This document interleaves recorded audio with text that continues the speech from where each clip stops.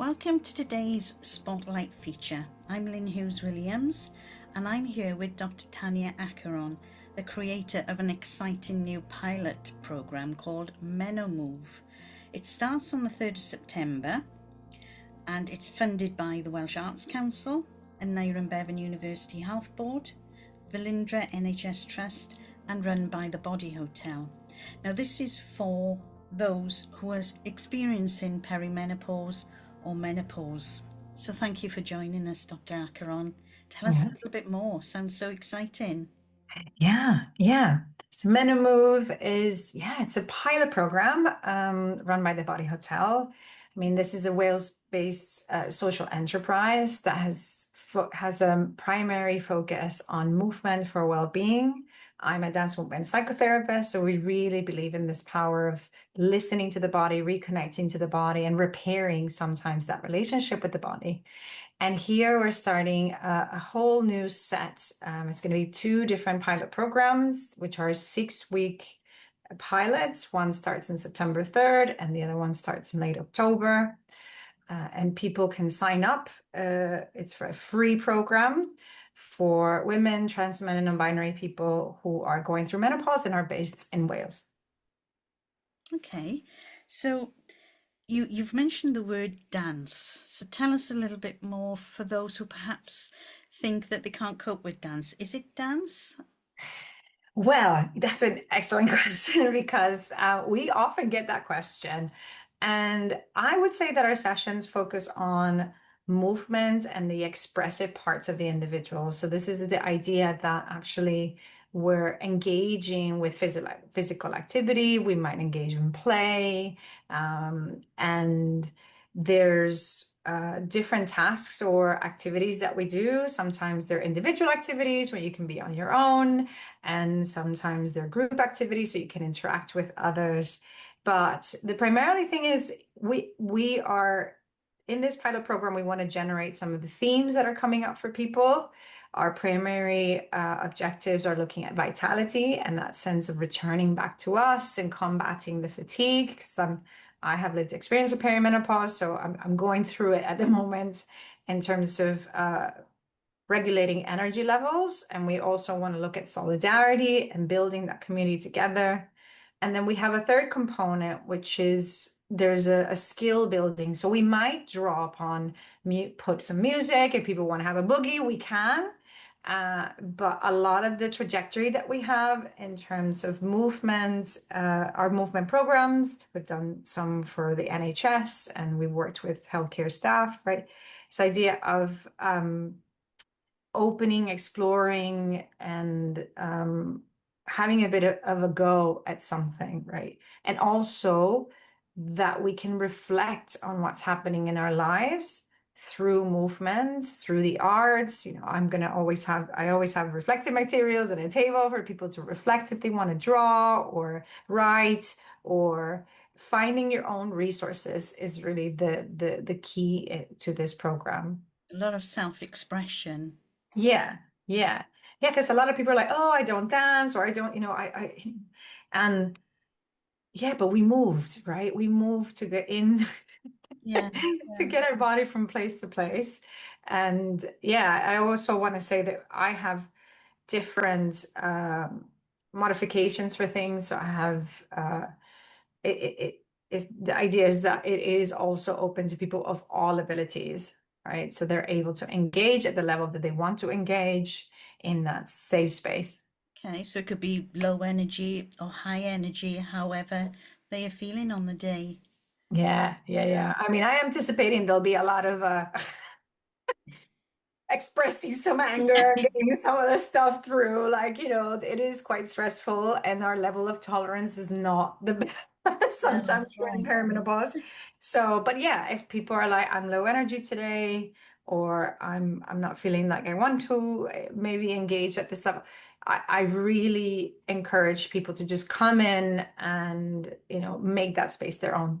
Yes, yeah. So they can be part of a group or just self-express Yeah, themselves however they want. So I guess what you're saying is kind of participant-led, really, and you yeah, just give them guidance and the yeah, opportunity, really. yeah, So, for yeah. example, if there was someone, I mean, you experience osteoporosis as a result of menopause. So if there was someone who was had osteoporosis, could they join in? Of course, yeah. I mean, we're going to have chairs there. If people want to bring in, you can bring in mats. It's really, you know, yeah, it is participant led. I think you said it beautifully, and that's the important bit, that people feel included. Yeah. Yes, yeah. So why do you think the project is so important right now? Yeah, I mean, there is a lot of evidence about the importance of physical activity in menopause, and exercise can do some of those things, because it's really important that we that we engage with that. But I think the twist that the arts offer, is this expressive component. Is this idea, that for some people HRT is, they don't have access to HRT, or HRT has been ruled out, right? And even for me, that I'm I'm going through, what is it? I'm receiving HRT, but there is something missing in terms of like connecting with others, and just having somebody to talk to Yeah, about what you're going through, because it's very, the hormonal changes are very cyclical, right? But is this idea of like, if we can engage through the arts, then that is quite very different. We can go to the gym, that satisfies a lot of other things, but vitality, that's why we're focusing on vitality and solidarity. And then the skill building aspect of looking at coping skills. How are we coping? What resources we have? What protective factors can we put in place? and And then we're hoping, sorry, go ahead. I was just going to say it's part of a group, isn't it? You have that one thing in common, which is menopause, because it can Yeah, be quite isolating. You think, it's only you going through it, it's only you experiencing this. You might think you're going mad, but yeah, sharing the experiences is so yeah, helpful, isn't it? yeah, yeah. So that's the important bit. And then in terms of the program, yeah, we're asking, there's going to be an evaluation component as well, and some research aspects, because we want to also build a case for these kind of arts-based interventions within treatment programs. And we have the amazing support from Aneurin, Bevan, the menopause, one of the menopause specialists.